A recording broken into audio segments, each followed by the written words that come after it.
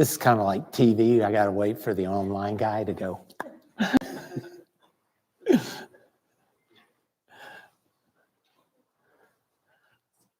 Well, welcome everybody. To the online guests, welcome as well. We have a great crowd tonight. Thank you for coming. This is our 6th time that collectively, Jimmy and I have been doing this about 4 or 5 years now. And Jimmy does a lot of his talks independently around the Montgomery County Diocese here. And you've come because this is the most mysterious and researched relic in the world, the Shroud of Turin. Jimmy has a wonderful display. Some of you are coming up a little early. This is from my dad's estate and his collection. But I will say this, it is also the most historic artifact researched in the world. Is it a relic or is it an artifact? The Catholic Church has not officially stated the icon is the official winding sheet of Christ. Yet, after presenting to all of you tonight and those online and those that will be viewing this later during Passion Week, you will be given the evidence and you'll be able to decide between 2 major words that I always come up with: faith intersecting with science. And yet, after deciding on that, you'll have to decide, does this match the Gospels and the Old Testament prophecies? And yet, you'll have to also decide, where does the research play within that faith that brought you here tonight? Thank you for coming. I have a few thank yous and a few introductions. First of all, for the Knights of Columbus that are maybe in the audience from other parishes, and for the Knights of this parish for sponsoring it, for Monsignor Pankey and the staff and the board for getting the information out to people in the area here, for my wife Jean Ann, who's driving this presentation tonight, and to my dad, who actually, his legacy is here. My dad started his research in the year 1957, if you can believe that. He gave over 500 lectures, mainly down in North Carolina in the Bible Belt, mainly outside the Catholic Church. People invited him in. Things changed for him quite drastically after the carbon-14 dating in 1988. I want to thank my brothers and my sister for encouraging me to do this. And I want to thank my good friend Dan O'Toole. He and I used to altar serve together. He's now a retired rear admiral and deacon, and he presents it up in the Boston Diocese. He was here about 2 years ago doing the presentation, and he encourages me to come back and to speak with my co-speaker, Jimmy Naughty, and his wife, Lourdes, has always been a help. She's at home with his 2 kids. Jimmy, you want to do a quick little bio on what gave you the inspiration to be here?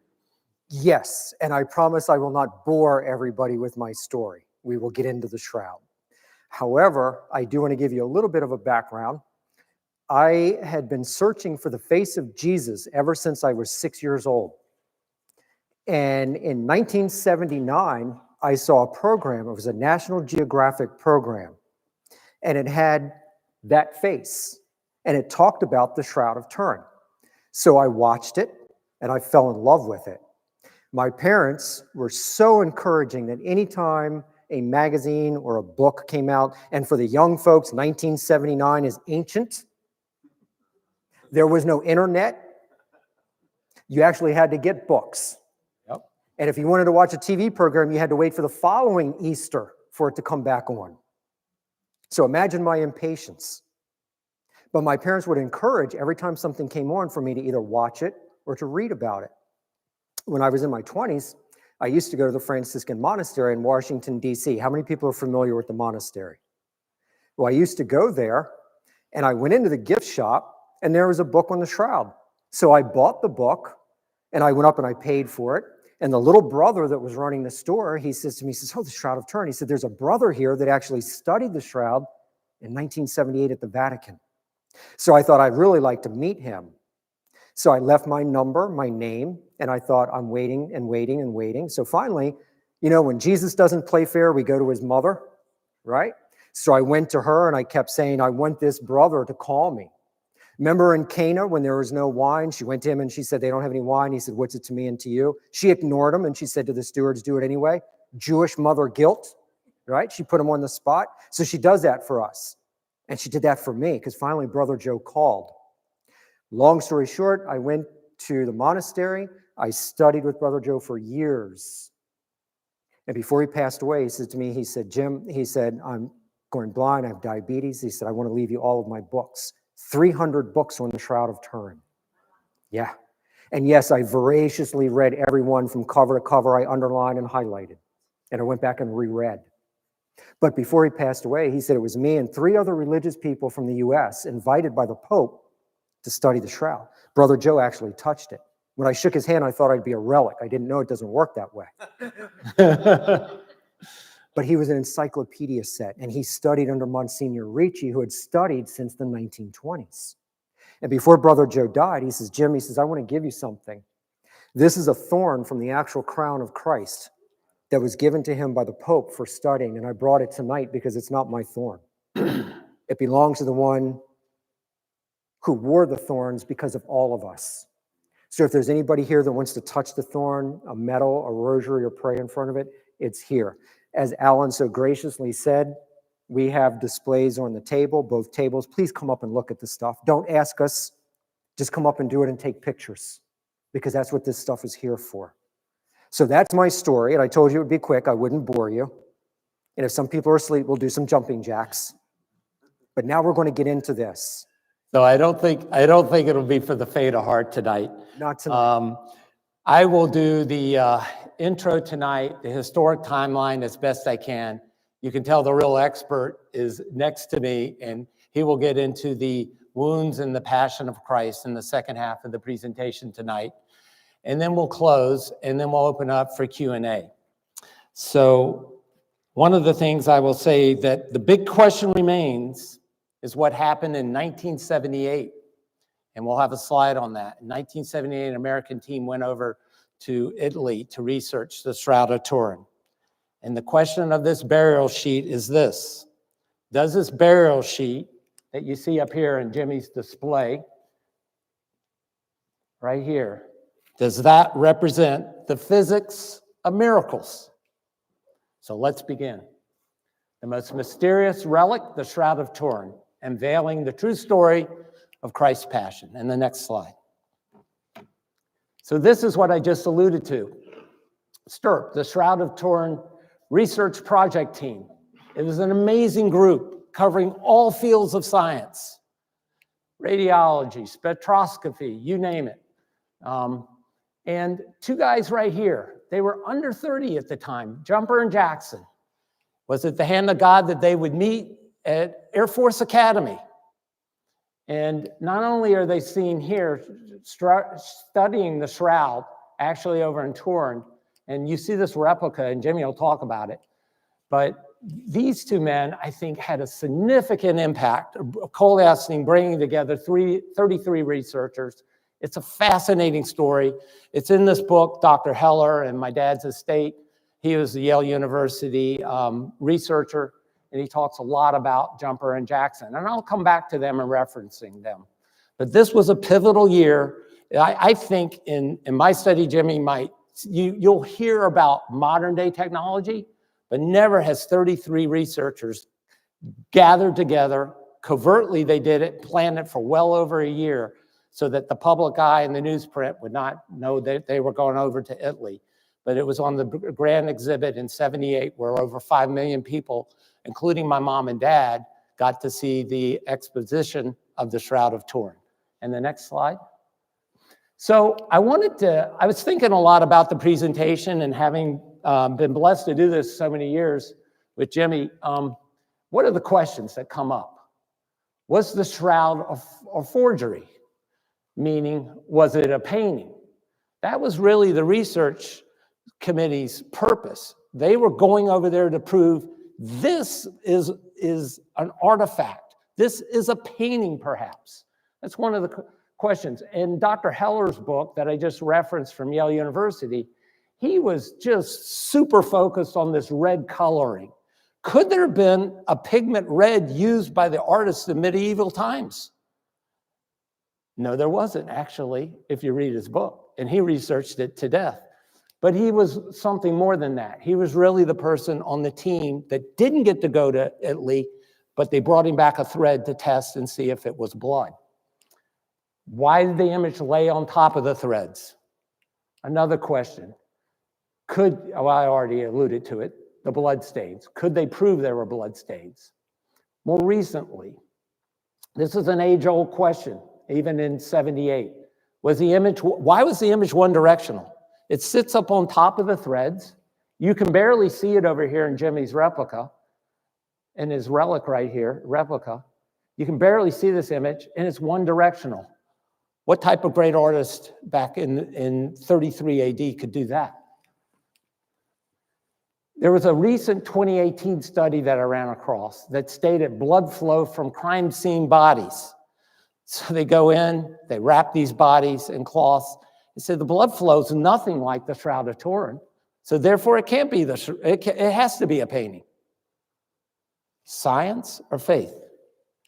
Carbon-14 dating. I already mentioned that my dad's phone was ringing off the hook back in those 500 lectures. The minute the carbon-14 data came up, guess what? Phone stopped ringing in his office. People believed what the media said that day. Now, that has no inference on modern day ways we communicate with social media, but that's what happened. And there's back and forth about the carbon-14. I will say this, Roman crucifixions ended in the 4th century. That's the 300s. The carbon-14 dated in 3 different labs, Zurich, Oxford, and Phoenix, Arizona, dated at around 1200.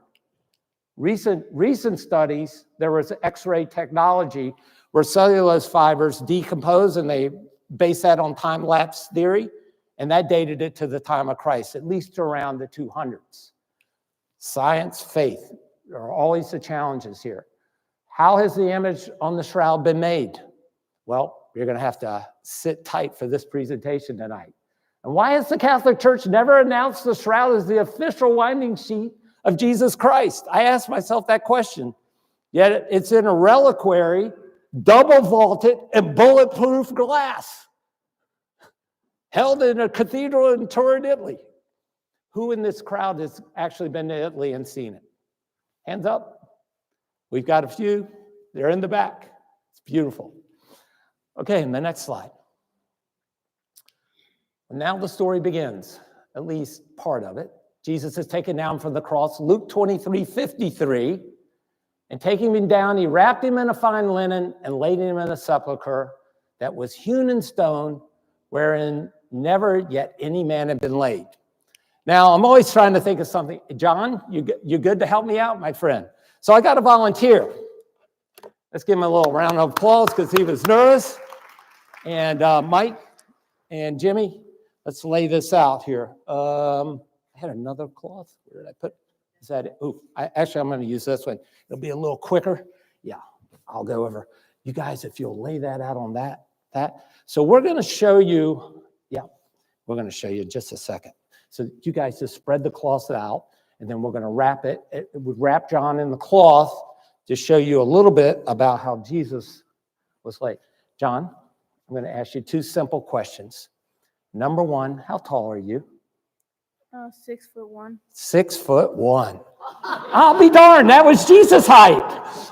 How much do you weigh? 170 pounds. About 170 pounds, that's Jesus' weight. Oh, we got a good volunteer here. Awesome. Okay, so Jimmy, where should we have John lay down? And then we'll wrap him. So if we can get you to place your head towards the middle of the cloth and your feet this way. So you're going to lay on your back. Okay, this is going to give Can our young audience, make sure you down a little bit more. There we go. Okay, so which way we want to roll here? So here we go.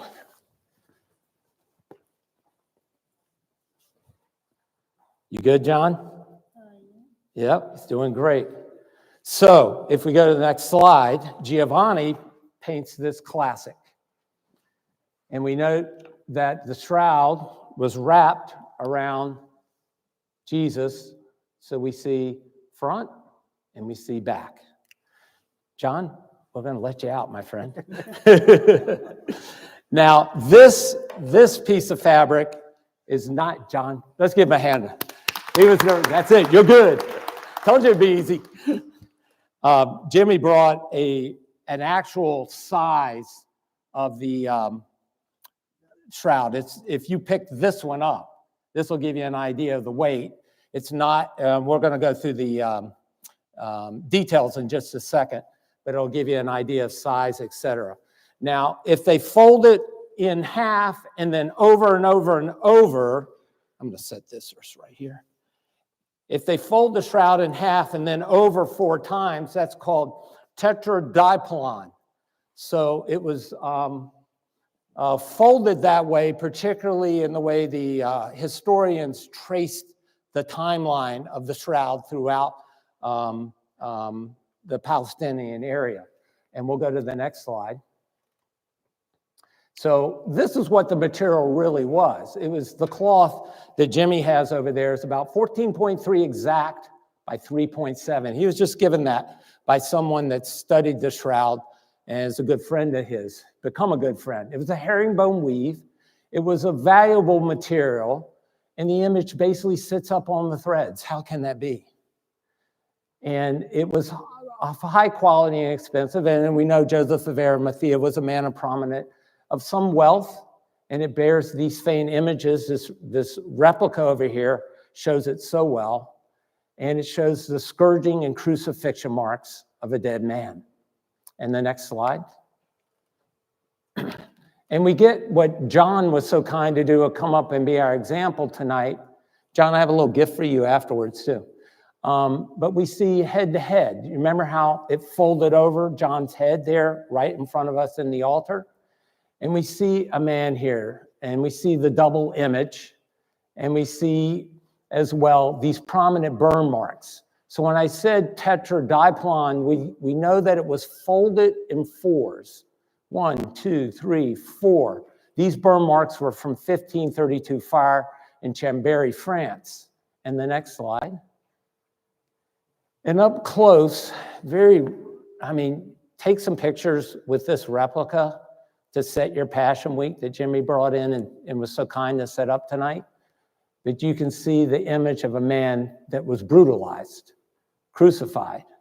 That's confirmed by science.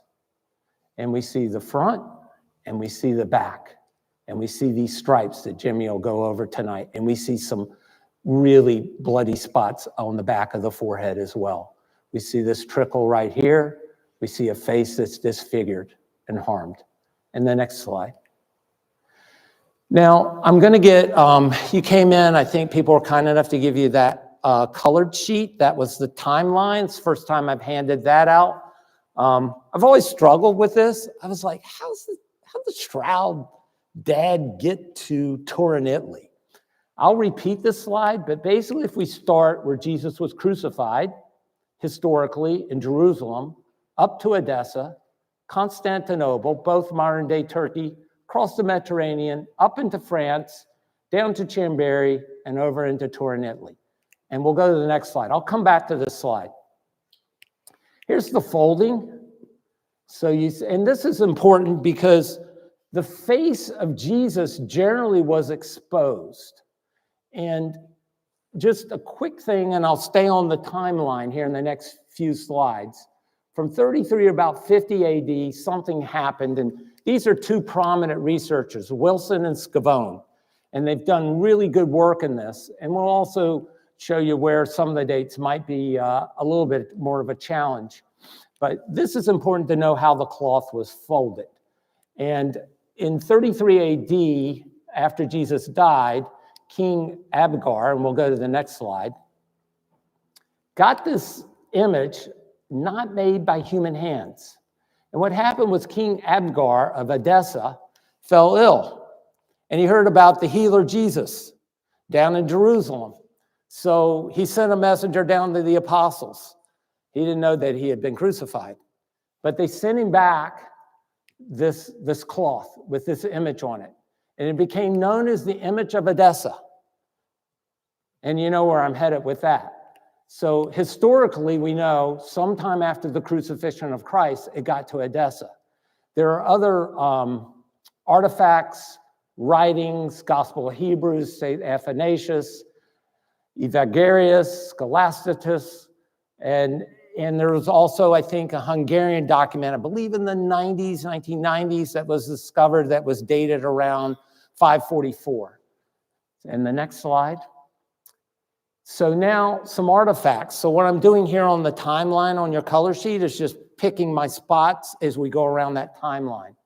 So Jimmy might refer to this a little bit later with some of the modern things that we've have here in the Catholic Church.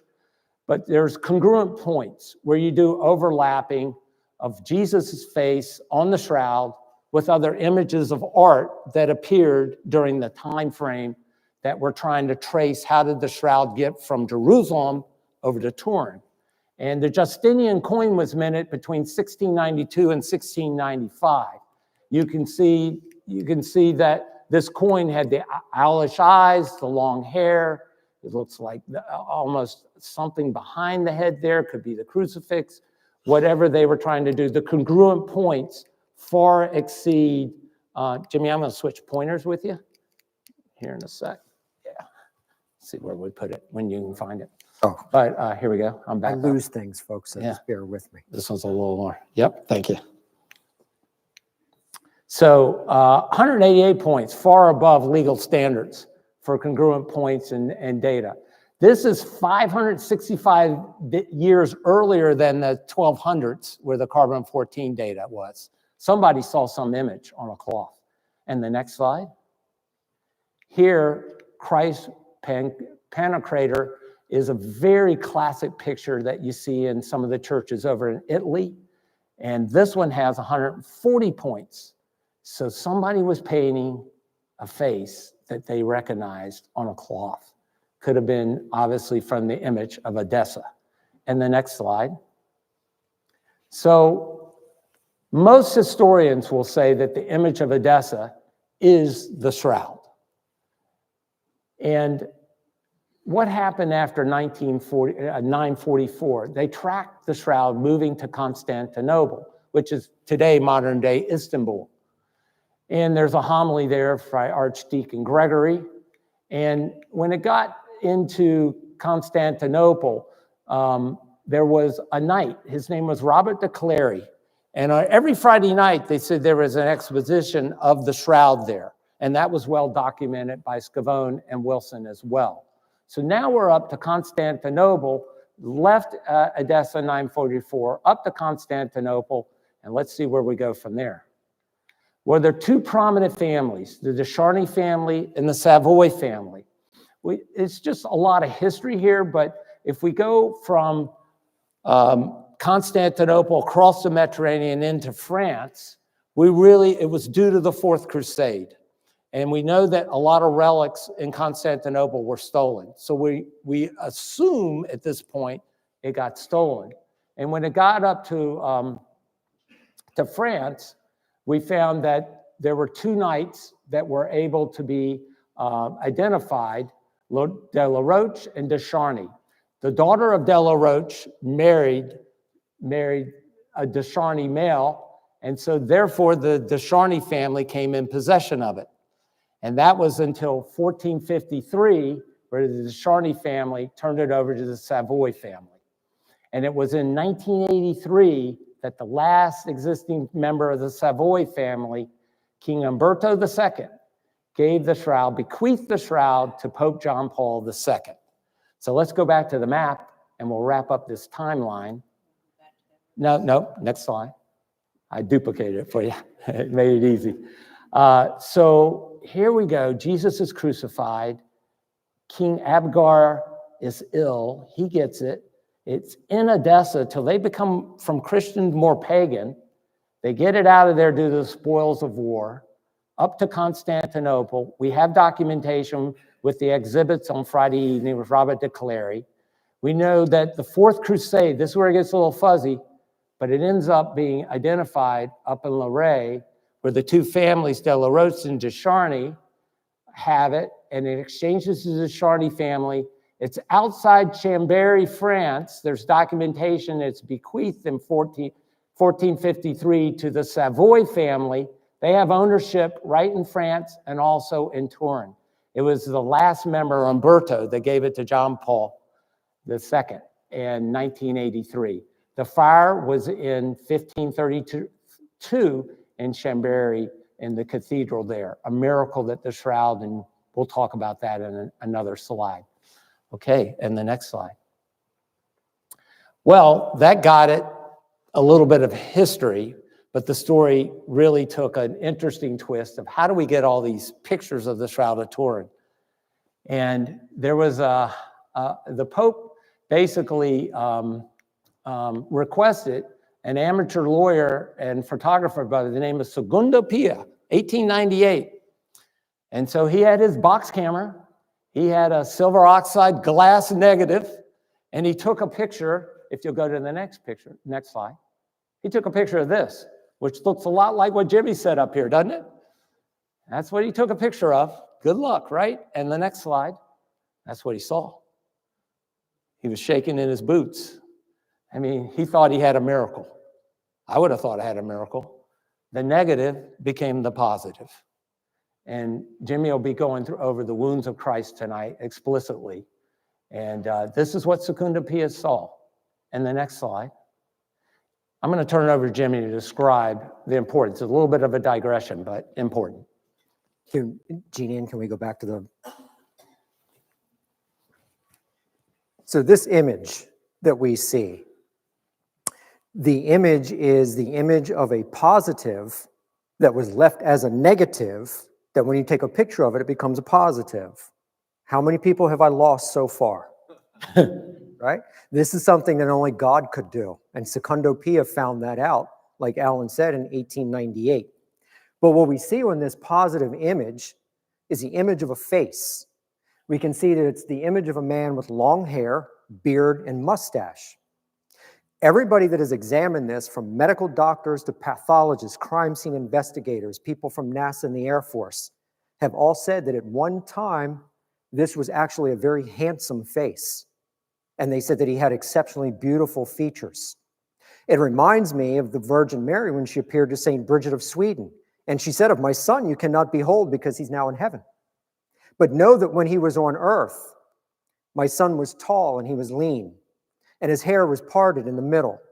And from the part in the middle to his ears, it fell straight. And then from his ears to his shoulders, it was wavy. His beard was a hand's width long, and his nose was straight, neither large nor small, but in perfect moderation. She said his lips were neither thick nor thin, but they fit his face beautifully. And what we see here is even cold in death with swellings and bruises, this is the face of someone who is not only serene, but majestic.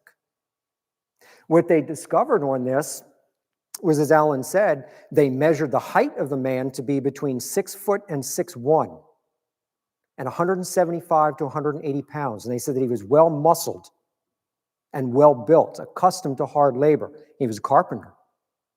He also walked a lot. People ask me all the time, well, weren't people back in the first century 5 feet and 40 pounds? Yep. If we go back to Qumran, where the Dead Sea Scrolls were discovered, there were Jewish ossuaries, or boxes for bones. They found those bones and they assembled them. And they carbon dated them to the first century. And they were bones of a Jewish male. The average Jewish male in the time of Christ was 5'10" and a half. So Jesus fits not only archaeology, but he also fits what the Blessed Mother said, that he was tall and lean. What we notice is that the hair is long and falls to the shoulders. Can we go to the next slide? What they discovered is that Jesus had side locks. In Hebrew, payas. How many people have seen Orthodox or Hasidic Jews that have the side locks? Okay, so this is an Orthodox Jewish man. What they also discovered was that the back of his hair was in a ponytail, which is consistent with first century Orthodox Jewish men. They also discovered on the back of the shroud, near the region of the hair, a stain on the shroud. And when they discovered what that stain was, they found that it was something that anointed the hair. If we go back to the Gospels, when Mary was anointing the head of Jesus, Judas protested. He said, all that money, you should give it to the poor. And Jesus rebuked him, so concerned for the poor are you, Judas. The poor you will always have, but me you will not always have. Leave her alone. She prepares me for my burial. And wherever the gospel is preached, this will be told in her honor. And the Shroud of Turin is consistent with the gospel because it shows that shortly before this man was buried, somebody anointed his head. Can we go to the next one? Back up, thanks, Jimmy. So this is a side-by-side of what Secunda Pia also developed back in 1898. And we'll go to the next slide. Well, what do you think happened to Secunda Pia after he made that discovery? What did he do? He went immediately to the Vatican Press. He went to the London Times. He went to the New York Times. Do you think they believed him? Do you think they believed him? That this was the authentic winding sheet of Jesus Christ in Scripture? No, they didn't. He was basically humiliated in society for making this discovery, and basically lowered from his prestigious lawyership and where he was in Turin, Italy. But the story turned with these two gentlemen just a little. There were two men. 1903 was about the year. Yves Delage and Dr. Paul Vignon. Now, Yves Delage was a non-believer, but a researcher and a scientist. And he picked up the photography that Secunda Pia had just developed. And he said, wait a second, this makes no sense of what the public thinks about this. This makes a lot of sense. But I don't trust myself. I need somebody from the Academy of Science. So he picked Paul Vignon. Well, he trusted himself, but he wanted some credibility on it. So we'll go to the next slide. And Paul Vignon was part of this Academy of Science. It had the likes of Madame Curie in there, and also Louis Pasteur were on the board. And we'll go, can you go back a slide? So Yves Delage and Vignon presented their paper and their research. They peer-reviewed it. And we'll go to the next slide again. Nope, not that one, back, yep. So at the Academy of Sciences, what do you think they decided with the peer review of that sheet? Thumbs up, thumbs down. Thumbs up, thumbs down. Thumbs up. They agreed. The research was well done. But what do you think the media decided? Nope. Even they turned down the Academy of Sciences. Now, Jimmy's never heard me say this, but I had to do a little research. I did a very little bit on Madame Curie. Who knows what what she did in society? She won the Nobel Peace Prize. And we're talking, holy smokes, for a woman to be a physicist and to do that, she founded radon and polonium, two periodic chart elements. And so she is known as the founder of radioactivity elements. And I wonder today, and Jimmy, this is just me, I wonder today if she sat in that Academy of Sciences with all those peer researchers and thought, how in the world did this image get on there? Like I posed at the beginning of this talk. The discoverer of radioactivity. Maybe we'll come back to that. And the next slide. Well, we went almost another 30 years, and Pope Pius XI came on the scene and said, wait a second, we're going to relook at Secunda Pia's research. So Pope Pius XI invited that man that was ostracized and thrown out of society for his research on the Shroud of Turin. And Pope Pius XI invited him, Secunda Pia, the photographer, another scientist, and a different photographer. That is, I might have not said that correctly, and we'll go to the next slide. So the photographer was Giuseppe Enri, and this was in 1931, and he was a very prominent photographer in Turin, and he took this picture. And I have some archive holy cards that I'll be giving out at the end if somebody wants that as well. They aren't the pristine ones that you got in coming in the door, but they're from my dad's estate, but I'd be happy if you had them. But a lot of the classic photos are from this 1931 photo session. And all I want to say is still the controversy remains, right? And there's one digression, just because this is important, and we might come back to it if we have time in Jimmy's side of the presentation tonight. This is a two-dimensional image. It was this image that went through the VP8 image analyzer. Now, what the heck is that? NASA used that in the 70s to do three-dimensional space exploration. So they decided to take this picture of Christ that Giuseppe Henry had done, and guess what? It gave 3D data points. I have over here a 3D image, and there's a lot of 3D images that were done even at Air Force Academy. We don't have time to discuss it. But how do you get an image that's barely on the threads, and it can produce 3D technology through NASA's image analyzer? Jumper and Jackson had this in their possession at Air Force Academy. Was that the hand of God in all this? Next slide. Well, I'm going to transition and let the professor take it home from here. The medical evidence, the passion and wounds. And all I'll say here is Jimmy really dives into this. It's oftentimes said that the shroud is the fifth gospel. So Jimmy, with that, take it away. Thank you, Alan. Can everybody hear me? Okay. Well, he said the professor. Do you know how much I have to pay him now that he said that? How much I have to pay you? Can we go to the next slide? What we see is the image of a man that was severely beat. And I'm going to let everybody know that I am going to cover in great detail what this person endured. But stick with me, because at the very end, I have a surprise for everybody. Okay? But we got to get through this part first. And some of these slides are very graphic. But they are going to show you what Christ endured, the Paschal Lamb, for our atonement. What we see is that the right cheek is swollen. We can see that the right eye is swollen shut, and there's a tear in the eyelid from something that pierced it. We can see that there's an egg-sized swelling on the forehead. We can see that the left cheek is swollen, the chin is swollen, and the bridge of the nose has been fractured.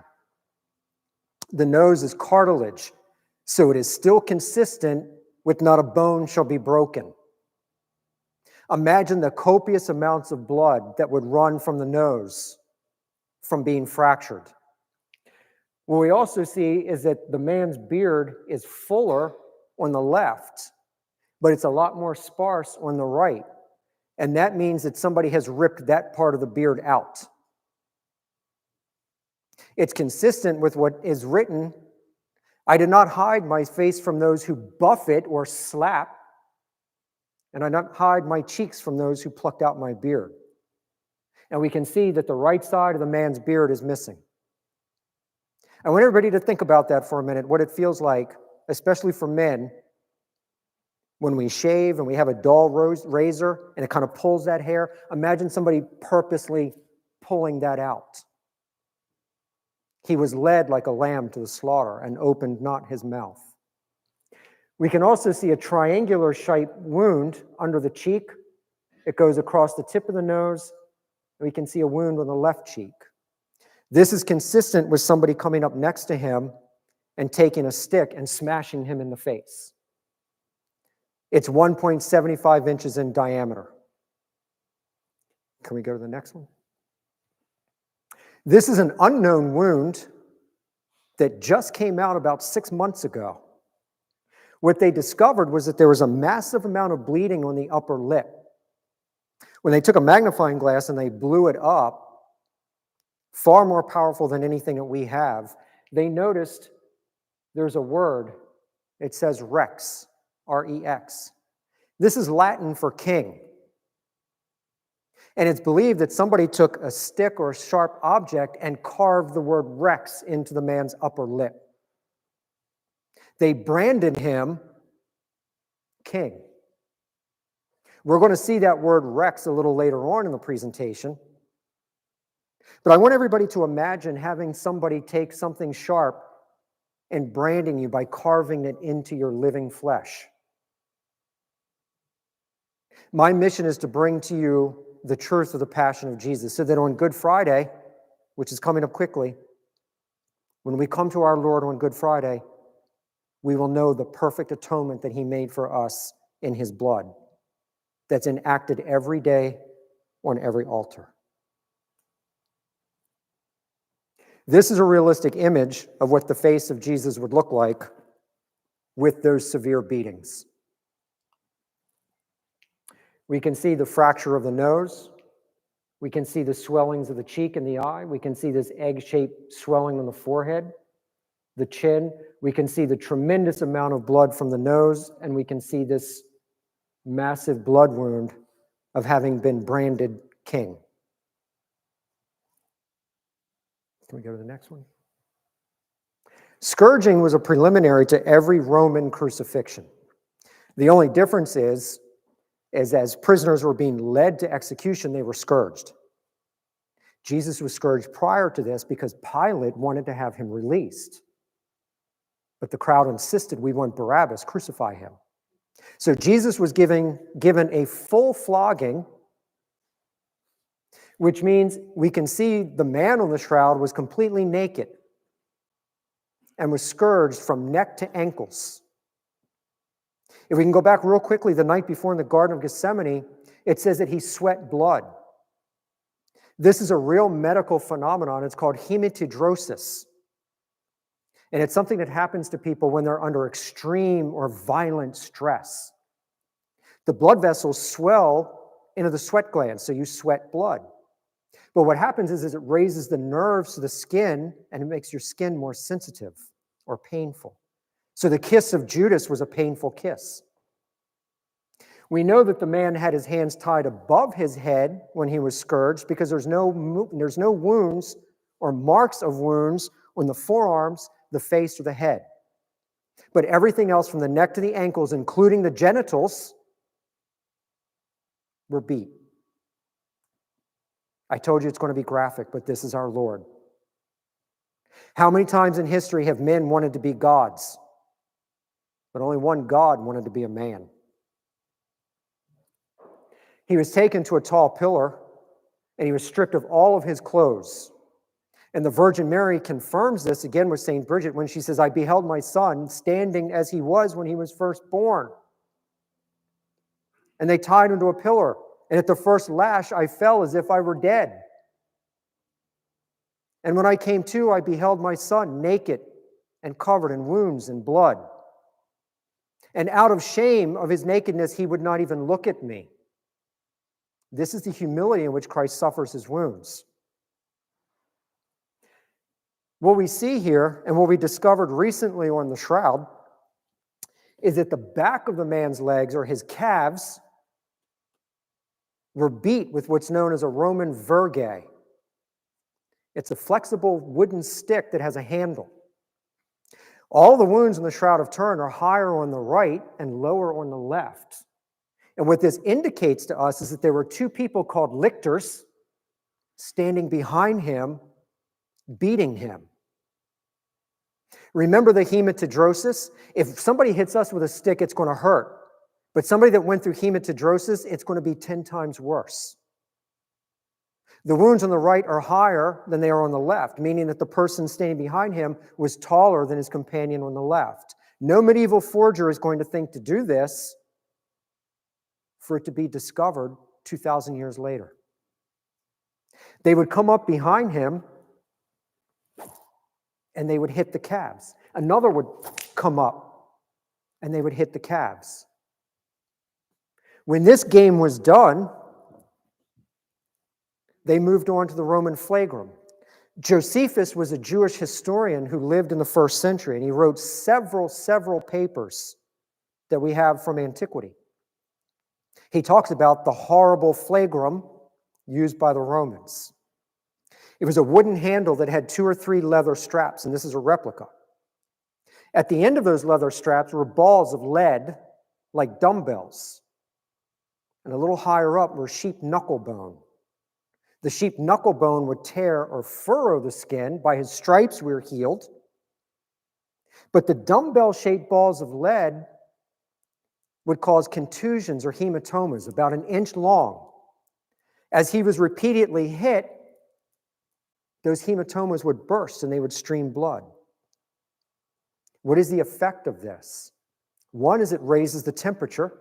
So now he has a severe fever, bouts of nausea, dizziness, and blurred vision.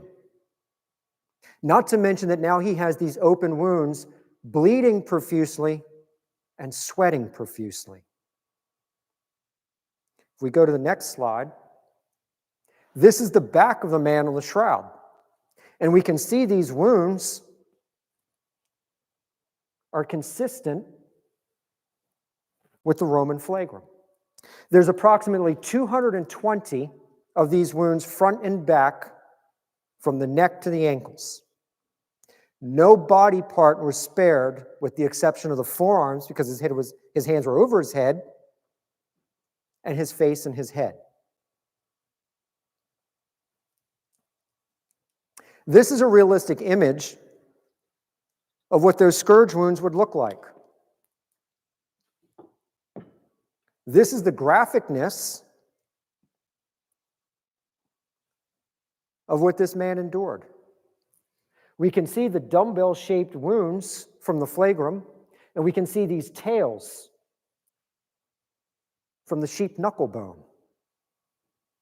We see the back, the upper back, and we can see that lock of hair, that ponytail. On the other slide, we can see the lower back. We can see that the buttocks has not been spared, or the legs. And what they discovered on the Shroud of Turin, just above the right buttocks near the hip, muscle tissue, meaning this part of the man's skin had been flayed to the muscle. This is our Lord on that first Good Friday. We also know, according to 3 of the Gospels, Matthew, Mark, and John, it says that they crowned him with thorns, they mocked him, and they arrayed him in a scarlet cloak. After the scourging was done, they made a crown of thorns. We see in art a little band with rosebush thorns. This man has approximately 70 wounds on the top of the head, the back of the head, and the forehead. It was copious amounts of bleeding. As everybody knows, a scalp wound bleeds really bad. This man's face was covered in blood. In 1973, Max Frey, a Swedish botanist, was brought in to study pollen samples on the Shroud. He found over 20 pollen samples on the Shroud that come just from Jerusalem in the spring. What he found in the region of the head was pollen from the acacia tree. Acacia trees grow from Syria to Jerusalem. They look like weeping willow trees, and the branches are pliable. But the thorns are white, and they grow from 3 to 5 inches in length. And this is what they found in the region of the head. This is a replica of what that crown would look like. This crown would have been placed on the head and crushed down. And then they would beat the rest of it with a stick, because this is what the Gospels tell us. We can see on the bottom is a band of rushes. And inside that band of rushes, these branches were woven and just kind of stuck through. It was no artistic piece of work because it was a mockery. We can see where the blood abruptly stops. This is the band of rushes that kept the blood from flowing completely through. If we go back to the Old Testament, when God told Moses to make the Ark of the Covenant, he said, make it from the shittim tree. And you'll cover it in gold, and inside of it, you will put the manna from heaven, the 10 Commandments, and the rod of Aaron. And the rod of Aaron symbolizes priesthood. A lot of Jews today with the last name of Cohen or Kohen actually trace their lineage back to Aaron. 2,000 years later, the shittim, or the acacia tree, was used to make the crown of thorns to cover the one who is the fulfillment of the commandments, the bread of life, and the true priest. The Old Testament and the New Testament become one, and the man on the shroud shows it. This is a replica of when Pilate would have first brought the man out according to the shroud. Ecce homo, behold the man. This is the spotless lamb brought out for everybody to see. The thorn that Brother Joe gave me comes from the acacia tree, and it's almost 4 inches long. Imagine this is the crown that's placed on your head. But the shroud also shows us a little bit of science. The blood only flows in one direction on the face. And we're going to cover the reason for that in a few minutes. This is a relic of the crown of thorns. This is the band of rushes that the thorns were stuck in, the branches. We can see it in the glass case. How many people remember the fire at Notre Dame in 2019? They rushed in to save the crown of thorns. This is what they saved.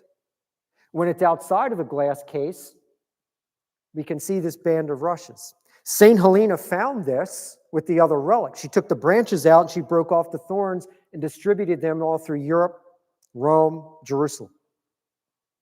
She sent this to Paris. And this is what we have today. Can we go to the next slide? This is a relic of 2 of the thorns that are kept in Notre Dame. They come from the acacia tree, and these particular thorns, these 2, are approximately 3.5 inches long. This was the crown of the king.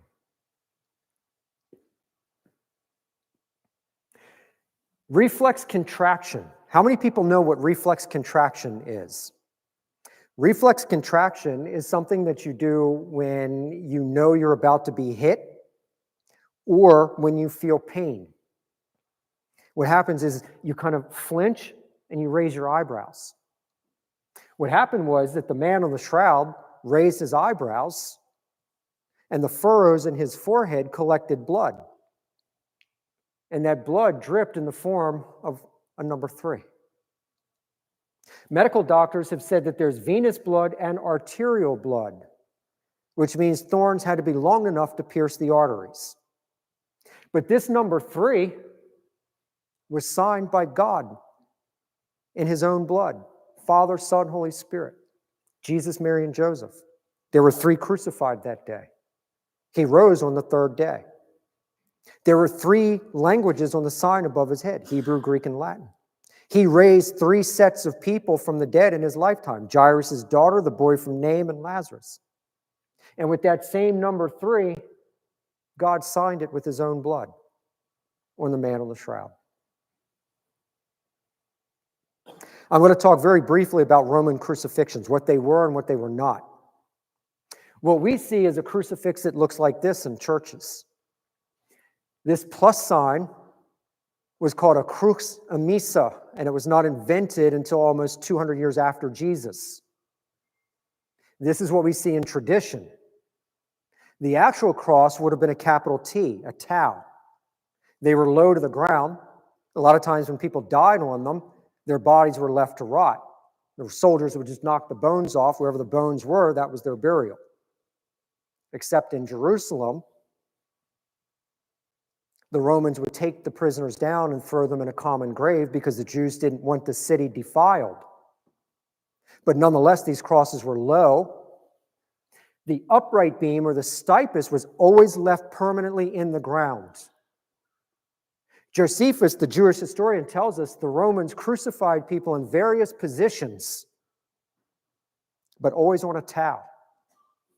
If we go back to the Old Testament, God says to Moses, tell the children of Abraham to take the blood of the lamb. And in the original Hebrew Bible, or the Berhashi, it says, take the blood of the lamb and go to your doorpost and mark tau.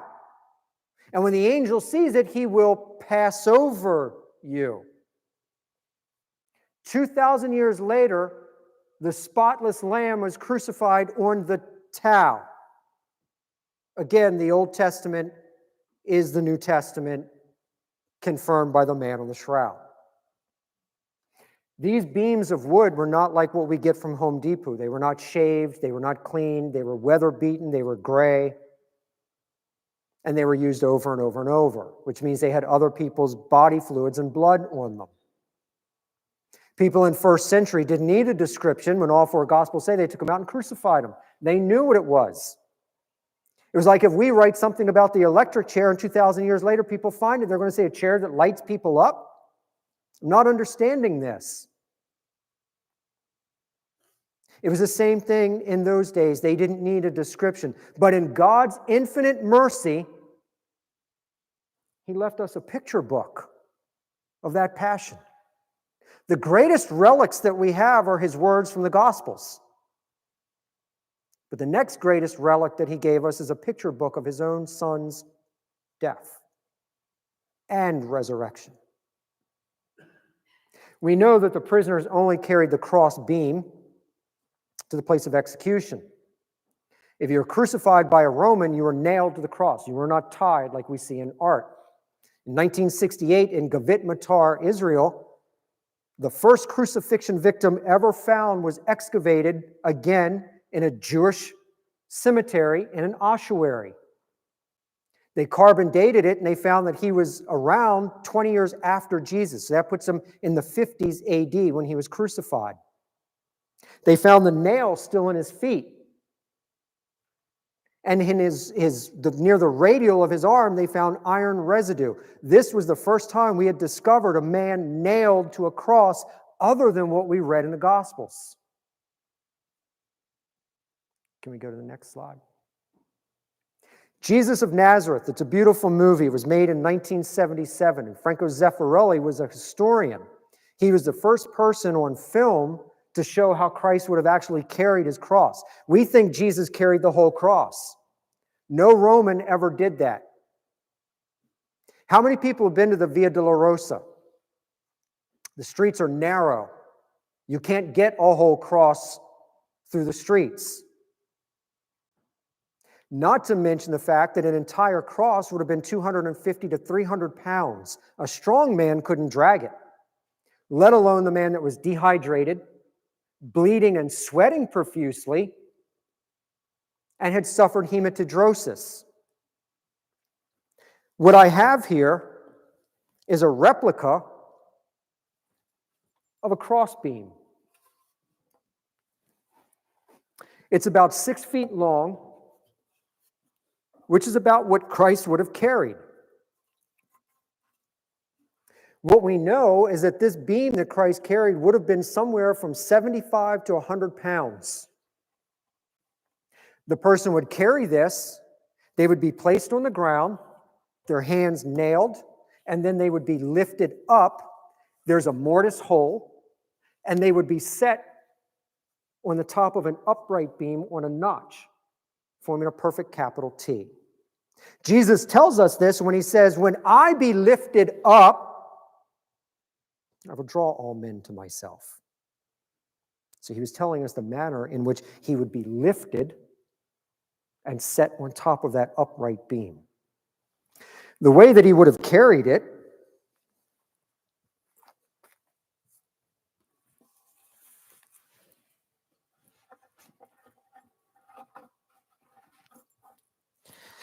would be across his back.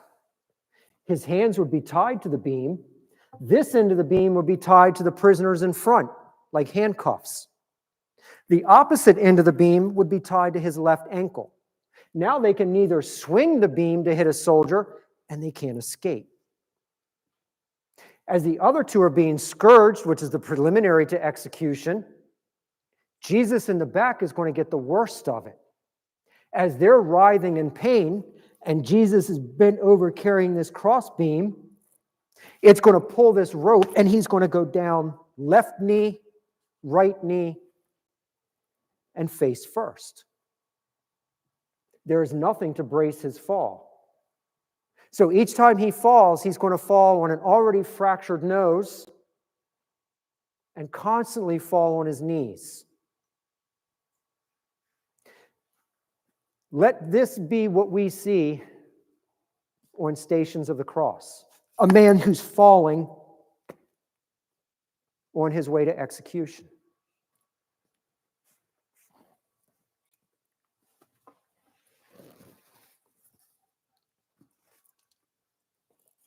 Thank you, gentlemen.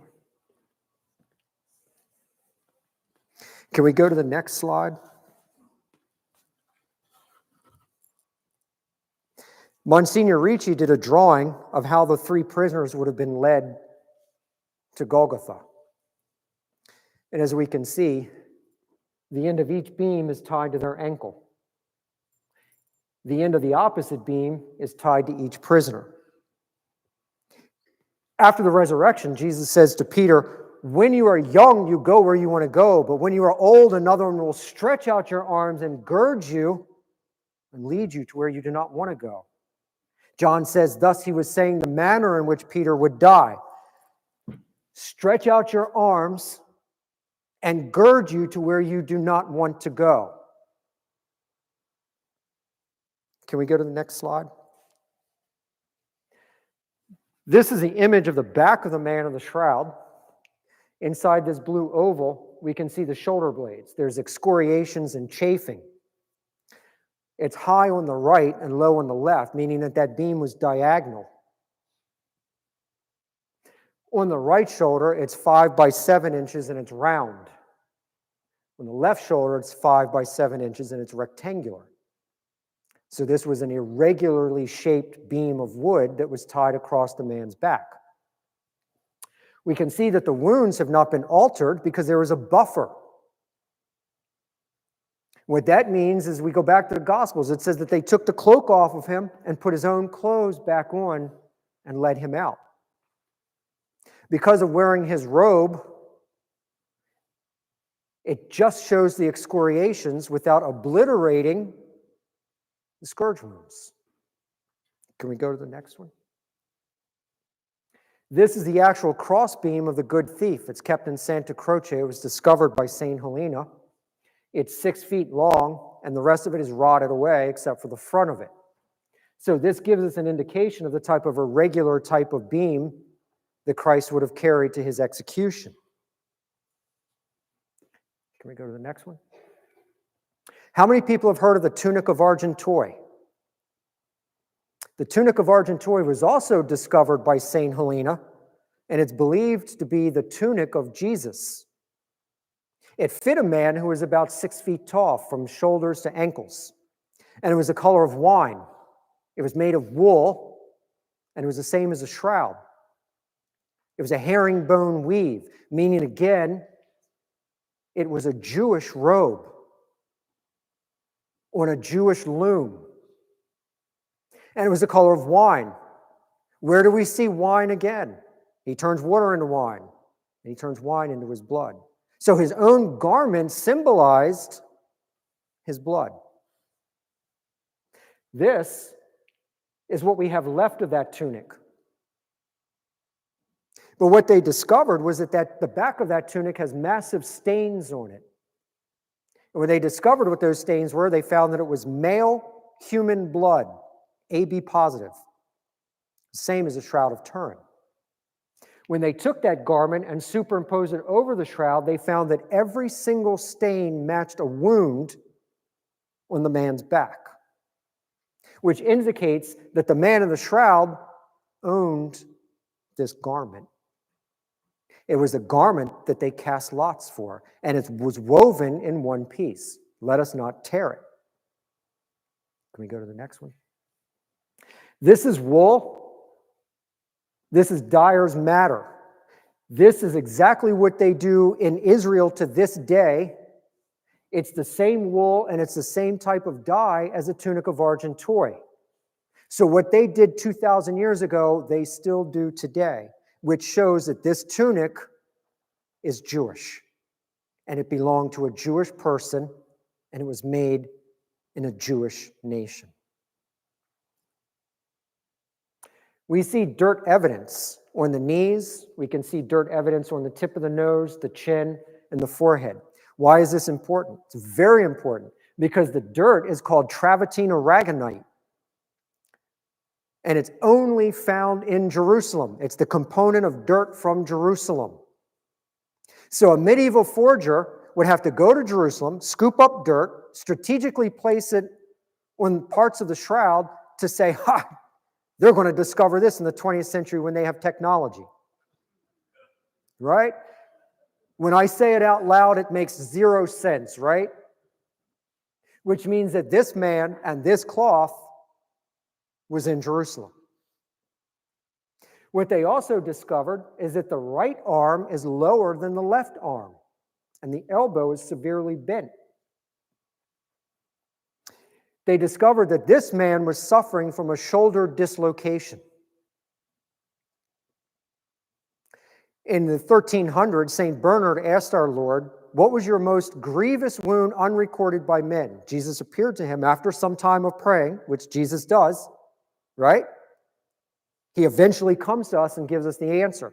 He said to him, "The one wound that grieved me the most unrecorded by men is my shoulder wound." And he dictated a beautiful prayer.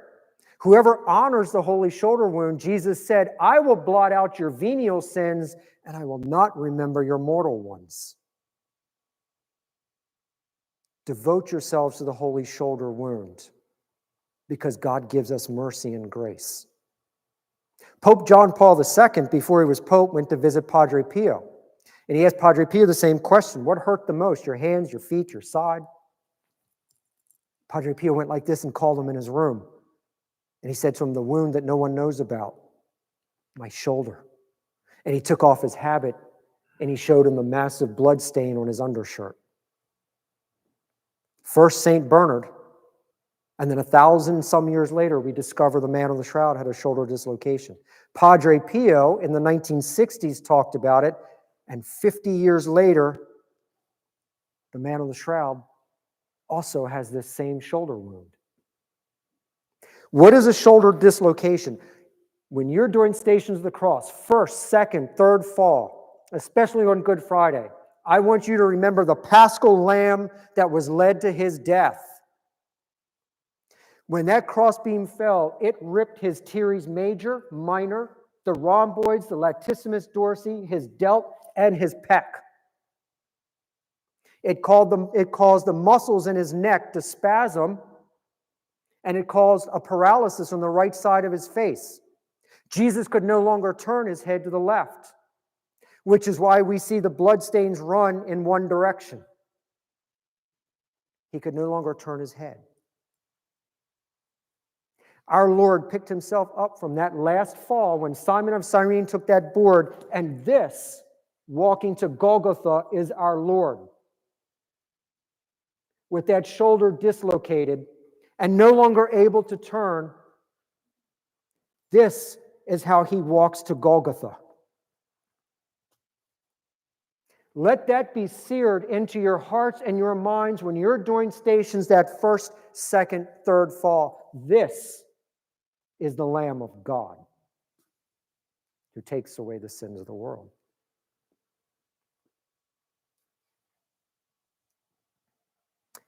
Simon of Cyrene steps in to carry this crossbeam because Jesus could no longer carry it. Imagine the tremendous pain that one feels with their shoulder out of joint and still being led to their death. Now we get to the crucifixion. All four Gospels tell us that they took him out and they crucified him, and with him two others, one on his left and one on his right. Every prisoner had a sign that stated their name and their crime, and it was hung around their neck. In the Gospels, it tells us that Pilate had it put above Christ's head on the cross, and it was in 3 languages: Hebrew, Greek, and Latin. This is copied from the actual sign that's kept in Santa Croce. St. Helena discovered it. It was on a board about 2 feet long, and it was painted in white gypsum, and the letters were written in red from right to left. It's the direction that the Jews read. It says, "Jesus of Nazareth, King of the Jews." And here in the Latin is the word rex, kings. Not only was it branded on his lip, but it was placed above his head. I have a friend who's a rabbi. He's a Jews for Jesus rabbi, Rabbi Robert. I asked him to help me with the Hebrew part of it. And he says to me, he says, do you know why they protested? Take down that sign. It's an insult. I said, no. But I know you're going to tell me because I really want to know. He says to me, he says, if you take the first word or the first letter of each word, it spells out Yahweh. I am. It literally says, I am Yahweh, Jesus of Nazareth, King of the Jews.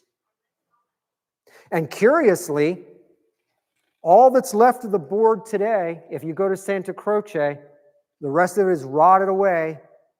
The only part that's left is the Hebrew, the Greek, and the Latin king.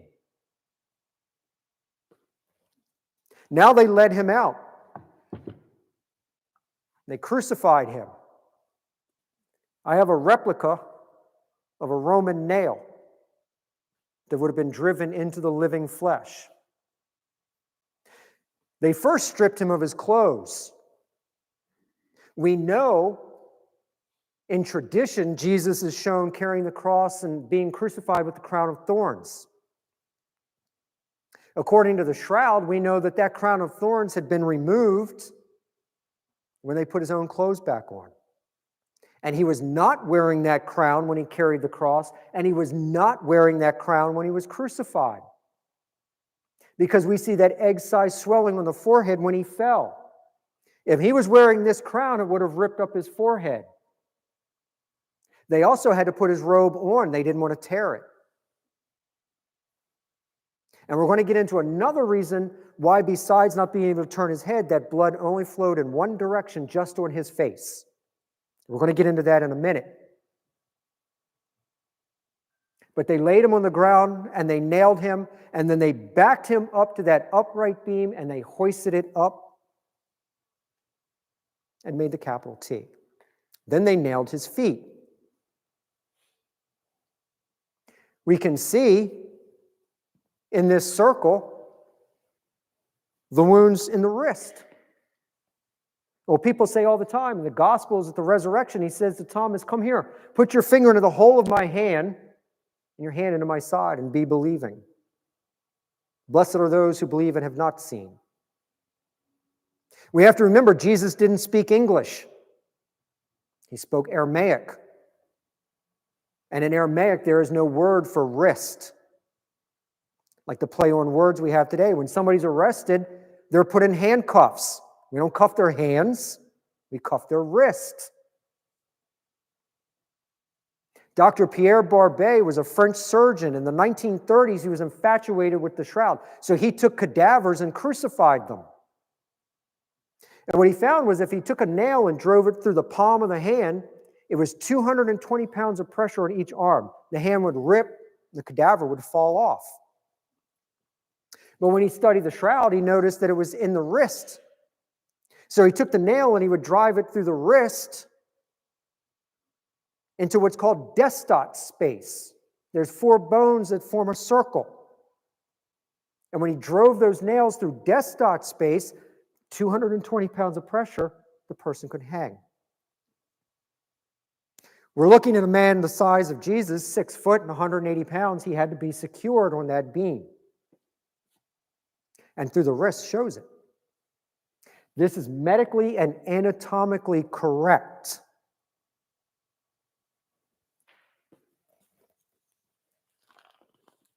The nail wound,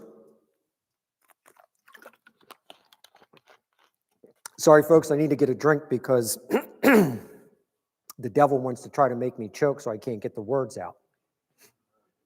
He can't stop us tonight because we're here for one who has the power. And he wants you to know what happened to him. He had no thumbs because the thumbs were pressed into the palm of the hand and the fingers were curled. Dr. Pierre Barbet discovered that when you drive a nail through the wrist, you sever the median nerve. And it causes the thumb and the fingers to go like this, which means the man's hands were paralyzed until death. How many people have had sciatica? You know that burning pain. Not one young person raised their hand. Youth. It's a burning pain like a fire, a hot poker. This is what Jesus would have endured with those nerves severed. He was hanging by his nerves. The right foot was flat against the wood, and the left foot was placed over top, and one nail driven through the plantar nerve. He's hanging by his nerves. There was no footrest. It was called a supindeum. They weren't invented until 2nd century. Some crosses had a seat called a sedile where the person could sit. That wasn't invented until 2nd century. Jesus hung by nerves. This is a realistic image of how the man of the shroud would have been buried. We can see these irregular blood patterns in the forearm, and we're going to get to that in a minute. Can we go to the next slide, please? Dr. Frederick Zugibe, he crucified his patients in the 1970s. They volunteered for it, so there were no lawsuits. But he put them on a makeshift cross. He actually did not nail them, but he suspended them in the same position as Christ. And what he discovered was that within 12 minutes, they would have severe muscle spasms in their arms, their chest, and their back, and they would have to pull up. Their heart rate would go here, and their CO2 levels would go here. Then when the muscle spasms in their calves and their legs got the best of them, they would have to drop. Then their CO2 and their heart rate levels leveled out. Within 15 minutes, they began to sweat profusely. After 20 minutes, their heart rate was doing this, and their CO2 levels were doing this. So he took them down. No one took Jesus down for 3 hours. And while suspended from his nerves, he also had to fight the muscle spasms. And he was in this constant pull and drop for 3 hours. This is our first Good Friday. When you approach Good Friday, remember that Paschal Lamb and that degree of suffering. This is a realistic image of what the hand of Christ would have looked like nailed to the cross. We can also see again the hands folded in death, and the fingers, as we can see, are bent. The thumbs are pressed into the palm of the hand, and we can see these irregular blood patterns. We also notice that the right arm was severely bent. There were 7 beautiful things told to us from the cross, and each one of those things was a struggle to breathe. And he had to fight the pain of the nerves that were pierced or severed to pull up to speak to us. And what is the first thing he said? Father, forgive them. They know not what they do. And he would drop.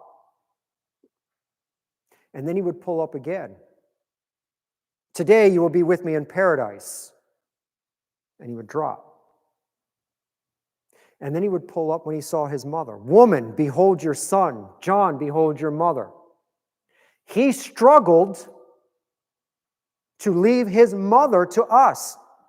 John's mother was there, Salome. She was at the foot of the cross. The gospel tells us. But in this suffering, he pulls up to leave his mother for us. And then he would drop. And for the first time in 12 hours, he asked for one thing. I thirst. And drop. Eli, Eli, lama sabachthani, my God, why have you forsaken me? And drop. On this dislocated shoulder, pulling up on these nerves, Father, into your hands I commend my spirit. And one last struggle. It is finished. This is the man of the shroud. This is our God. His hips in one direction, his knees in another direction, his arm pulled, and this dislocated shoulder bent. When you approach Good Friday and you see a crucifix, remember, this wretched figure, this pitiful form, died for us. If you don't feel loved, you are. And there is no sin that is not forgiven. If you feel that there is something that you have done that you cannot be forgiven for and God cannot love you, yes, He can. And yes, He does. That is our Paschal Lamb. We see the feet. We can also see that this man was frozen in rigor mortis. It was a violent death. Rigor mortis sets in very quickly. The left foot is over the right as it was pierced. We can see the bottom of the right foot. We can see the heel. We can see partially part of the left foot because it was frozen. All the medical doctors and all the people that have degrees the length of my arm have found one thing: a wound in the heel. It's a type of piercing, but they're not sure from what. But if we go back to Genesis, and again, the original of the Bereshit, God curses the serpent. I will put enmity between you and the woman, enmity between her seed and yours. She will crush your head, but you will nip at his heel. And there's a wound on the heel of the man of the shroud that cannot be accounted for. This is a realistic image of what his feet would have looked like nailed to the cross. This is another image as the man will be buried in the shroud. We can see that the left is over the right, frozen in rigor mortis, the terrible wounds in the knees, the hole in the sole of the foot. And we can see this very odd-shaped wound in the heel that has no explanation. This is a realistic image of Christ crucified. The only difference is that crucifix has a loincloth.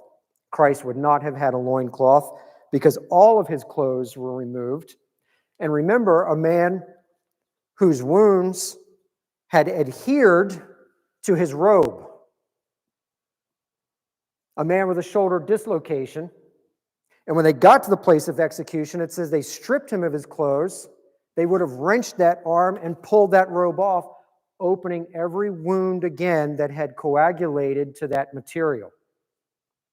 When we do Stations of the Cross and we get to the part where it says stripped of his garments, think of the firing pain throughout his body as that cloth is ripped off. This is that realistic crucifix. The nails on the wrist, the left foot over the right. There's no crown of thorns, and he's on a capital T. At our home parish, St. Andrew the Apostle in Silver Spring about a year ago, we had people come from the Holy Land that brought their olive wood crucifixes that they carved. You guys, I'm sure you've seen that in the mall at Christmas time. Well, my wife bought me one. It has a little olive wood crucifix, and it has olive oil from the Holy Land, water from the Jordan, and it has dirt from Jerusalem. I thought, there you go. Travertine aragonite. I took some of the dirt out and I put it on the bottom of the feet, the knees, the tip of the nose, the forehead, and the chin, so that this would be identical to the man of the Shroud of Turin. And it's here for anybody that wants to take pictures of this. One extra thing that I want to tell you before we move on, and this will be very quickly. A lot of theologians believe that Veronica was a real person. And we know that she is, because if we look on the face of the Shroud of Turin, we see again that blood ran in one direction. Remember I told you I was going to tie that in for you? Well, first we know that he couldn't turn his head. We know that the crown of thorns had been removed. What we also know is that somebody really did wipe his face, because whatever blood continued to run, it now ran to the right. A lot of theologians say that Veronica was the woman with the hemorrhage. This is a prayer shawl This is typical of what all Jewish men would have worn in the time of Christ. At the end of the four corners are fringes. They're called tzitzit. In the Old Testament, God commanded Moses to have all Jewish males wear fringes on the four corners of their garments, or tzitzit. As Jesus was walking, the woman with the hemorrhage, she touched the fringe. And he turned around and he said, "Who touched me?" Good old Peter never misses a beat. How can you ask that? Look at the crowd that's pressing you. Jesus said, "I felt power leave me." She confessed, and he said, "Your faith has saved you." That woman, theologians believe, had her blood cured and was brave enough to come out and wipe the blood off of his face.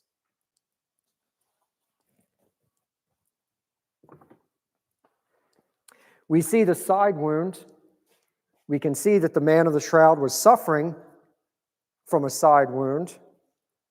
But what we realize is that this blood is post-mortem because it dribbles, meaning that this was done after he died.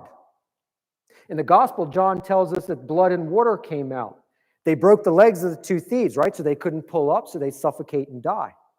Jesus was already dead, so they pierced his side. A man that was beat in the chest, beat in the back, fell with a crossbeam. Fluid backed up in his lungs. And it backed up in the sac around the heart, the pericardium sac. The soldier drove the lance in on the right side between the fifth and the sixth rib. It pierced the pericardium sac, and out came blood and water. But it's post-mortem blood, so it dribbles. This man was not passed out. He was not revived. This is a real dead corpse. And this dribble of blood proves that this is a dead man. What we know is that this is pulmonary fluid. John called it water. But again, the shroud shows that it is a dead man, not revived, not passed out, with post-mortem blood and pulmonary fluid. This is a realistic image of what Christ would look like after having been stabbed in the side. We can also see as he was buried in the shroud, this side wound. Again, it's between the fifth and the sixth rib, which means it would have gone all the way through to the lungs and pierced the heart. He would not have been revived after that in the first place. Eucharistic miracle. This took place in Argentina. Pope Francis was bishop at the time, and the priest dropped the Eucharist by accident, and he put it in water to dissolve it. When he came back, he saw that it was bleeding. So he went and he got the bishop, which was Francis. Francis didn't tell anybody, but he commissioned a doctor who was an atheist to examine what this was. He didn't tell him what it was. What this doctor discovered is that this was blood that was AB positive from a 30-year-old male. The host was heart tissue of a 30-year-old male going through a violent trauma and having a heart attack. Every day, a priest who has consecrated hands, you're holding the heart of Jesus. When you receive communion and it's on your tongue, in your mouth, you're holding the heart of Jesus Christ, the heart of the living God. And he left it for us to see. My question is, what broke his heart? Was it the trauma of the day, the lance that pierced it, or the sins of every person he took upon that heart that broke it? We have confession and adoration at St. Andrew's every Wednesday, and I went a couple months ago. And I went to confession. I go up to adoration, and on the altar is the heart of Jesus Christ, the heart of the Son of the living God in front of me. And some lady comes in, she takes off her coat. I can't concentrate. Kid next to me coughs. I think the kid's got COVID. The guy in front of me, I'm looking at this guy and I'm thinking, man, that guy's got a great haircut. I wish I had hair to get a haircut like that. I just watch mine fall out in the sink. Right? The heart of Jesus Christ is in front of me and I can't concentrate. So finally I said, I don't even know what to say. In my heart, I heard him say nothing. I just want to spend time with you. What a gentleman that he wants to spend time with me. I've been up here tonight presenting to you folks, which again shows a miracle on God's end, that when he picks an idiot to speak through, great things happen, where you can't get any dumber than me. So again, this is one of God's miracles. And this dummy, he wanted to spend time with, while I'm supposed to be looking at his heart. He's interested in spending time with mine. And he left it for us. And the man on the shroud shows that his heart was broken because of that post-mortem blood and that pulmonary fluid. We see human blood and serum on the small of the back. It was a dual holiday, Sabbath and Passover, and the Jews didn't want to touch a bloody corpse or they'd be defiled. So they would have drawn the nail out of the feet. He was still frozen in rigor mortis. So they would rock the crossbeam back and forth and lower it while he's still nailed to it. One person would stand on one end of the beam, another on the other. They would take a cloth and wind it and put it under the ankles. And they would take another cloth and wind it and put it under the waist. And this is how they carried him to the sepulcher. Thus, they didn't touch him. They weren't defiled. And this shows us exactly where that band of cloth caught the blood from the side wound. No medieval forger is going to think of this. Monsignor Ricci shows us how Jesus was taken down from the cross, and again, it's not consistent with what we see in art or tradition, which proves again that this man on the shroud is something other than. What we also see is the Blessed Mother is holding her child. Any good mother would hold their child because she knew that his blood wouldn't defile, it was saving. Again, as Alan showed us earlier, Giovanni shows us how Christ was placed in that shroud. And John says that he was wrapped with strips of cloth according to Jewish burial customs. And the shroud actually shows that the man was not only laid in this cloth, but it was wrapped. This is a replica of how Jesus would have been wrapped in the Shroud of Turin. We can see that the blood stains go all the way through. The image is the top levels of the cloth, the width of a human hair. So if you take a blank piece of paper, this is the analogy. If you take a blank piece of paper and you cross all the T's, dot all the I's, put all the commas, all the periods, then write the words.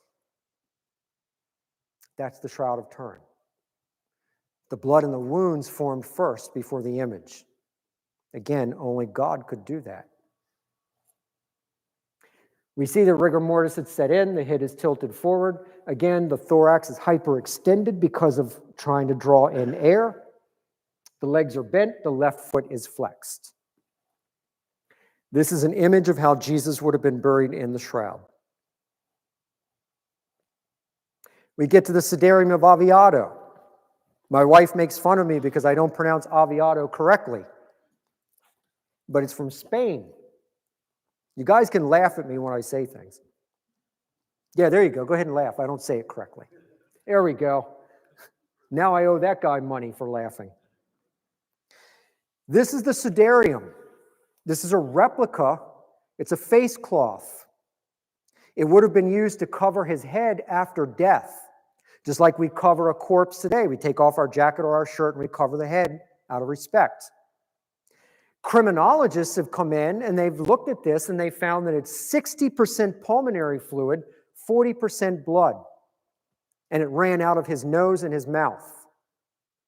They also discovered that the first set of stains was when the body was in a vertical position and they were formed 45 minutes to an hour after death. How many people here work for the government? We know the government takes a long time, right? There's red tape. There's all kinds of things you have to go through. People you have to talk to, channels. Same thing happened then to get to Pilate. In the meantime, while this man was dead, they covered his head.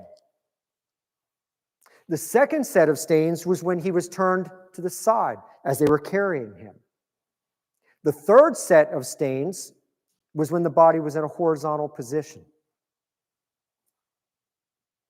This is an image of how Christ would have looked like with his head covered after death, 45 minutes to an hour after he had died, while they were waiting to remove the body. We can see how that sidarium would have been placed. We can see the sidarium as it would have covered the man when his body was vertical. We can see the blood stains match the shroud, and in this last picture, we can see how much blood actually covered the face of Christ. They would have taken that cloth when they got to the tomb. They would have taken it this way, placed it under the chin, and tied it on the top of his head. This was to keep the jaw closed. This is what it would have looked like before they covered him with the shroud. In the Gospels, it says that Peter and John ran to the tomb. And when they got there, John looked in, but he wouldn't go in. Peter got there, and he went in, and he saw the grave cloth lying there, and that which was about the face. My friend who's the Jews for Jesus rabbi, he says to me, he says, Jimmy, do you know why that's important? I said, no, but tell me, because I want to know. He said, in first century Judaism, when a master was done at the table, he would take his napkin and he would put it on the plate. The servant would come in and see it, and he would know the master was done. But if that master took the napkin and folded it and placed it away from the plate, the servant would come in and see it, and it would say, I'm not done, I'm coming back. So when Christ resurrected, he took off this sudarium and he folded it and he put it in a place where Peter would see it and he would know, I'm not done, I'm coming back. Again, Alan covered the VP8, the 3D images.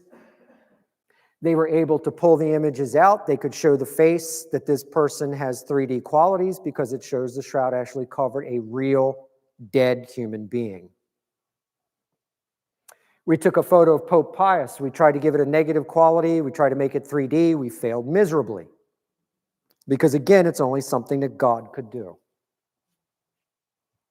So we see the image was formed after the blood was deposited. No pigment, dye, or other material. The image doesn't penetrate the fibers, proportional to body distance, does not fluoresce or burn, and was caused by rapid oxidation. How many people here know what rapid oxidation is? Neither did I until I actually looked it up to see what it meant. And what it means is if you go home and you have carpet, you have a big piece of furniture, move the furniture. And underneath of it, you'll see that the carpet is still crisp and the color is bright and fresh. But then you look where people have walked or the sun has hit it and it's lighter. This is oxidation. The light from the sun oxidizes that material. And this is what caused the image, they believe, that it was oxidized. They had somebody from NASA come in about 15 years ago and calculated it was 34 trillion watts of energy for 3 minutes that oxidized an image on the cloth. 34 trillion watts of energy for 3 minutes. And we know what that is. You can go. Yep. The resurrection. And just like he told Peter, I'm not done. I'm coming back. We're almost done, folks. We're almost at my surprise. And then I'm going to turn it back over to Alan. This is the veil of Veronica's. It's kept in the Vatican. It's blackened with age. In 1849, it was shown on Good Friday outside of the Vatican. And there was a mysterious light, and all of a sudden the image came to life. They rang the bells of the Vatican, and they commissioned an artist to come in and draw what it was that he saw. And this is the image that he drew.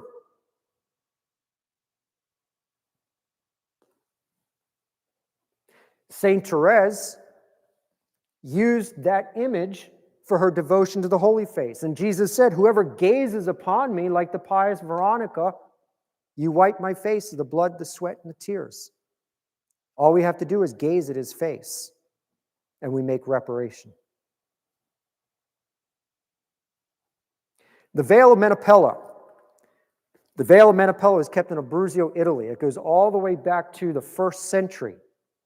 If it's a face cloth, it was put on the outside of the shroud. Orthodox Jews still do that. They bury their person in a shroud and they put a face cloth on the outside of it. Why? I don't know, but it goes back to biblical days. They did the same thing with Christ. What they believe is at the moment of the resurrection, he left an image of his dead body on the shroud. And this is an image of his face as he was resurrecting. They notice that the pupils are dilated, which means he's waking up. When Jairus' daughter died, they said, your daughter's dead. Jesus said, no, she's not. The girl is only sleeping. He went in and he took her hand. He said, Talitha Kumi, arise, little girl. She woke up. This man is also waking up. They ran this through a computer, and they did research and found that there's no dye, there's no pigment, there's no paint. The material is called byssus. It's the equivalent of a woman's nylon. You can actually read a newspaper through it. But they also noticed that the image shimmers like bird feathers. It's iridescent. They discovered, again, that it's a man with long hair, beard, and mustache. They said he has Semitic features.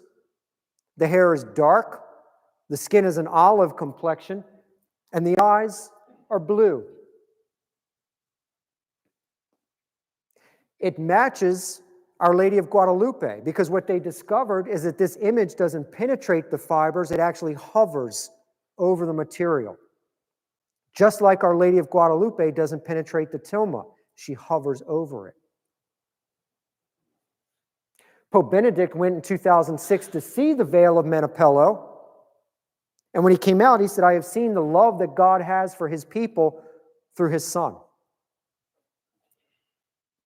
The veil is so thin that you can hold a host behind it and you can see through it. They took the Veil of Menopello and they superimposed it over the Shroud of Turin. And now they notice that it's got 3D qualities. The image on the veil is distorted because of the weave of the material. But when they superimpose it over the shroud, it's beginning to look like a face that we all recognize. This is the image of the Veil of Menopello and Our Lady of Guadalupe. You can see that the eye is blue. Her eyes are blue, like mother, like son. The Divine Mercy, one of my devotions. When St. Faustina had it painted, she hated it. She said, who can paint you as beautiful as you are? She said, this is the most horrible thing. I don't like it. Finally, Jesus appeared to her and he says, you're right, it's not that good. But it's not in the colors of the brushstroke, but my unfathomable mercy. Whoever implores my mercy, I cannot refuse you. 3 times tonight, folks, we've seen his mercy. The storybook of his passion, his sacred heart in the host, and the image that says, Jesus, I trust in you. It's that simple. His mercy is there. You're loved, and you can be forgiven, no matter what it is. They took the Divine Mercy and the Veil of Menopello and they superimposed it, and now we're probably seeing maybe what St. Faustina originally saw. They took the Shroud of Turin and the Divine Mercy and superimposed it by accident. They found that the hair matches, the length of the nose matches, the beard matches. They even measured the distance from the eyes to the chin, and both the Shroud and the Divine Mercy have the same measurements. It's the same face. St. Faustina had a full-size image painted. When they superimposed it over the shroud, they found that the shoulders, the hips, everything aligns. And in the Divine Mercy, he's stepping forward with the left foot. It matches the left foot on the Shroud of Turin. Where he's pulling the garment, exposing his heart, when they're matched up, the heart on the Divine Mercy matches the heart of the man on the shroud. And the red that denotes blood actually crosses over the side wound on the man of the shroud. This is the Veil of Menopello, the Divine Mercy, and the shroud superimposed. Before she pulls up the next image, which is my surprise for everybody, I want to give you just a brief story about it. As I told you in the beginning, I had prayed and prayed to see the face of Jesus. How many people remember the Wheaton bookstore called The Gallery? It was a Catholic bookstore. I used to go in there. 1995, I went in, and this image fell off the shelf face first. I picked it up, and it'll be the next slide that she pulls up. No one was there. I even went around the aisle, and I was the only one there. What I discovered was that it was a photograph that was taken by a nun from Kenya. Her name was Sister Anna Ali. She had a vision while she was looking at the Eucharist in adoration, and the vision said to her, "I'm so lonely in the tabernacles. No one comes to visit me. Will you keep me company?" So immediately she kept our Lord company. On Easter Sunday, 1987, before she went back to Kenya, she heard a voice that said, "Take a picture." She grabbed her camera and she saw a flash of light. She took a picture of the flash of light, and the face of Jesus showed up on the film. It was that picture that I picked up off the floor. Ever since she took that photograph, every Friday she would cry tears of blood that would fall in the form of a cross. They said that it smelled like fresh roses. And when they checked the blood, they found that it was AB positive, not even her blood type. She died in 2012 at the age of 46, so please keep her in your prayers. But this was the photograph that she took, and this was the face of Jesus that found me. And when they took this picture and they ran it through a computer with the Shroud of Turin, it matched 100%, and it matched the original Divine Mercy image. And this is the photograph that Sister Anna took. What they discovered was that in the hair, it says Jesus. Next to the eye and the light, there's a cross. And at the bottom of his hair is an image of the Virgin Mary. This was the photo that she took. And this is what I wanted to share with all of you tonight. The face of Jesus. Can we go to the next one? And we'll pull this back up if anybody wants to take pictures afterwards. In the Gospels, he says to the disciples, "Who do the people say that I am?" Some say John the Baptist, some say one of the prophets. He said, "Who do you say that I am?" Peter says, "The Son of the living God." He says, "Flesh and blood has not revealed this to you, Simon Bar-Jonah, but my Father in heaven. You will be called Kepha, and upon you, the rock, my church will be built, and I give you the keys to the kingdom of heaven." I didn't say to you that that is Jesus in the shroud. What I said was it's the man in the shroud. It's not for me to tell you who it is. I've presented to you tonight for you to decide. It is a question of your faith, your choice. But make no mistake that he's also saying to you tonight, who do you say that I am? I'll turn it over to Alan now, but before he steps up, I want to thank all of you for being here with us tonight. All of you will be in my Divine Mercy Chaplet. I thank you for listening to me, and I hope that I have brought you Jesus crucified. Please keep me in your prayers. Yes, sir. Jim, could you show on that photo right there, on the perfect negative positive, where that chin is? Yeah. So we see the hair, we see the cheek. In between the hair and the cheek, we see this gap. That's where the chin band would have been placed to keep the jaw shut. So with that, thank you, everybody. May God bless you all. And now I turn it over to Alan. Thank you. That was beautiful. Thank you. That was just amazing. I'm going to actually close, and then we're going to open it up with Q&A. One announcement, I'll close with a quote from St. John Paul II. We'll do it's the first time I've asked for this, but Jimmy has really expanded his ministry in preaching here, as you can tell, and we're very blessed here at this parish and wider community. Thank you for coming tonight, and we'll do a little free will offering. Even $1 or $2 will help him out. I appreciate that. I'll close with this quote, and then Mike, you have the mic, so just turn that on, and we'll do Q&A, and we're here till the cows are already in their bed, but we're here. Pope John Paul II said, "The shroud is a mirror of the gospel, the imprint left by the torture of a body of the crucified one, which attests to the tremendous human capacity for causing pain and death to one's fellow man. Stands as an icon of the suffering of the innocent in every age." End of quote. Thank you, and we'll open it up now for Q&A. Anyone? Anything on your mind about the presentation? Yeah. Jimmy, I know a lot of people are going to question you about the carbon dating 14 fiasco. Could you show them where it was and why it was so messed up? Alan, did you want to take that one? Just repeat it again. I'm sorry, I was distracted. Carbon dating 14, Yeah, the carbon data 14. where it was on the shroud that they looked and why they got it so wrong. So if we're going up to, it was on the outer edge and probably near a patch. Jimmy may be able to locate it a little bit better than I. I've never actually seen it super identified, but it was on the outer edge. There's a ton of controversy. Now, they scrubbed this clean for all three areas. They did it in three different areas. I said Oxford, Zurich, and over in the US in Phoenix. And there's a lot of controversy. The naysayers say it wasn't done because it was on the outer edge and there's a lot of contamination, including a patch spot, and there's a lot of handling there.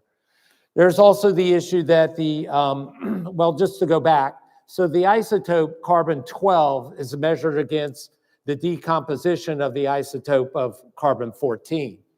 And when the shroud was in the fire in 1532, they feel, the naysayers that say the data is wrong feel that that affected the carbon-14 dating. So a lot of people will leave it right there. They've done, there's another way to look at it. If the scientists and research said, no, they did all the data correctly, and it does date to 1200, even at the time of 1988, more than half of the studies of carbon-14 were done erroneously. In other words, I could take a McDonald's wrapper and I would get 500 years old, and it was just made in 88. So they were still new at the technology back then. As best I know, and Jimmy, you can correct me, they haven't done another carbon-14 dating that I'm aware of, and the church kind of protects it, and it's controversial. Yeah, so the last that I've heard is that Pope Benedict XVI has suspended all scientific testing when he was Pope. The reason for that is because the image is slightly starting to fade, which is why it's kept in vacuum sealed enclosures and everything now. But Pope Benedict XVI said at this point, it's a question of faith. You either believe it or you don't believe it. And they really don't want anybody testing it or cutting it or sort of handling it anymore. So he was the one that really suspended it and left it as a question of whether you believe it or not. I'm going to give this man, John, something. Hey, John, I got a little gift for you for coming up tonight. I have some few questions. Maybe I misunderstanding or I missed that. But when Jesus Christ, when going to the Calvary, did he wear the crown or not? No. Didn't. Okay, so it's a lot of movies they made wrong. Yes. Another one, also you said this arm was stretched up as high, so didn't have a mark on the arm. But in the showdown in here, you could see, even though when the next shroud, like that, you could see all the mark. That's what does it mean also. Oh, one more. Is the question, what, did you get the question, Jimmy? For the arm, On the arm, what the bloodstains are? yes, all the marks, because when I went to Notre Dame in Israel, Okay, when I see the three-dimensional, you can see, picture three-dimensional, you can see a huge screen. yes. So when I see, I just all the mark. But when you said you said so high, you didn't reach out there. Did I miss something over there? I'm sorry. You're talking about when he was beat. Yes. Yes, his hands were above his head. So it didn't have anything means. It wouldn't have had any scourge marks on the forearms, no, because they would have aimed everything from the neck down, front and back. But is your question the blood stain down the arm that you see on the shroud? Not the blood stain. When I see the Notre Dame, the three-dimensional, you can see the mark. All the marks in their both arms. Okay, And then always. But this year, that's why I have a few questions over, because I saw a few times over in Notre Dame. And when I see this one, because of course the screen is not big enough to see it. Jimmy, do you want to take it or you want me to take a stab at it? You can take a stab. I'm probably wrong, but let's just think about Jesus suspended on the cross and the amount of nerve tension and the amount of, as Jimmy said, up and down. All that strain would have, the veins would have almost popped to me. So Okay, if you say so, I might be happy to that, because I went to Israel, that Notre Dame, that's I'm what going I by what you based asked. on. Yeah. And also you say the cross means, and the really crucifix kind of shape, But when you say that only T-shape, why there's a T-shape, not say that instead of a cross? Cross means really cross. A good question. So why is there a cross as opposed to the T-shape in our church tradition? Actually, if you go back to early church history, you will see that it's a tau. And that's the form of cross that St. Francis of Assisi chose for the Franciscans, because when Christ appeared to him in San Damiano, he was on a tau-shaped cross. So that's why St. Francis adopted that cross, because that's what he saw. You know, it's a really interesting question, because it even came up in my own mind recently when I was talking about the shroud. You'll see even different depictions. And I was thinking, we have a beautiful crucifix in this church in our adoration chapel. And I was talking at the fellowship meeting, and I felt a little guilty because Jesus is pierced on that cross on the left side instead, as Jimmy explained, on the right and through the pierced heart. But you know, every artist is a little different. You could almost take a lot of iconic religious art and just say, what was the artist trying to express? Almost like a movie. So I don't look at religious art as right or wrong scientifically. I look as what the expression of what that designer or that sculptor was trying to produce at that point. Any other questions? I got some good ones. Okay. All right, thank you. Well, Mark, sure. Yeah, I recall reading an article some years back that was in the National Catholic Register that said that there were actually 3 crowns of thorns and not just one, and they were of different sizes and No. shapes. And I believe one would have been from put on Jesus' head by the Praetorial Guard, one by the Romans, and of course one by Herod. Can you speak to that at all? I can't. Jimmy, did you hear the question? So he's talking about 3 different Three right, different thorns. crowns. Yeah, Can you hear me? Is this one? yeah, it is. I mean, it's possible. It's very possible that there could have been more than one crown. We know, according to the shroud, that there was pollen from the acacia tree. So we know that that was a type of thorn that was used. Could there have been other crowns used? Could there have been other types of thorns in the crown? It's very possible. Yeah, It's very possible. I don't think we will ever know the full truth of anything until we get to the next life. And there's so much stuff that's written that is accurate. There's so much stuff that's inaccurate. A lot of times people ask us, well, how come people have visions of Jesus carrying the entire cross when the shroud shows that he only carried the cross beam? Again, sometimes God works through tradition, which is why the church also says that we are not obligated to believe in private locutions either. So, I mean, there's so many reasons, so many things. None of us will ever know 100%. And my friend that I mentioned in the introduction, a timeline, when Dan speaks, he speaks about a mixture of thorns in the crown. But Jimmy's research might be a little different with their archaea tree. So you could be right, is what we're saying. Questions? We have one over here, Alan. All righty. 2 questions. One is, maybe you said this in the presentation and I missed it, that looks like a bar going across by his chin. Yeah, the line right here. It's a fold. It's a fold, okay. Okay, the other thing is I always wonder is, how can anybody do a crown of thorns? I mean, do they have metal gloves or something? I actually made that crown With your bare hands? with my bare hands, and basically I just very carefully stuck the branches through, and I timed it. It took me all of like a minute and a half to do it. So I imagine that they probably also would have done it very quickly, and if you're careful, you can actually weave it through without sticking yourself. Thank you. So again, I'm sure it was no artistic piece of work. They probably just took branches, stuck it in, and then just placed it on it. Yeah. Good question. Yes, that's okay. Yes. John's passion narrative, which we read on Good Friday says, not a bone of it will be broken. Yet you say the right arm of Jesus was dislocated. Isn't that technically a broken arm? Okay. Okay. People have also asked about the nose. The nose is cartilage, so it's not a bone. And that's a good question too, Chris, because as Jimmy went through, the wrist is considered part of the hand, and desktop space is where that nail suspended Christ, and he was able to hang, as Jimmy said, down, then up with his words. Likewise, in the nail through the feet, another space. Anyone else? Okay, well, you're welcome to peruse. Thank you all for coming. Jimmy, thank you. I like to say that always verbally. And God bless your Passion Week upcoming.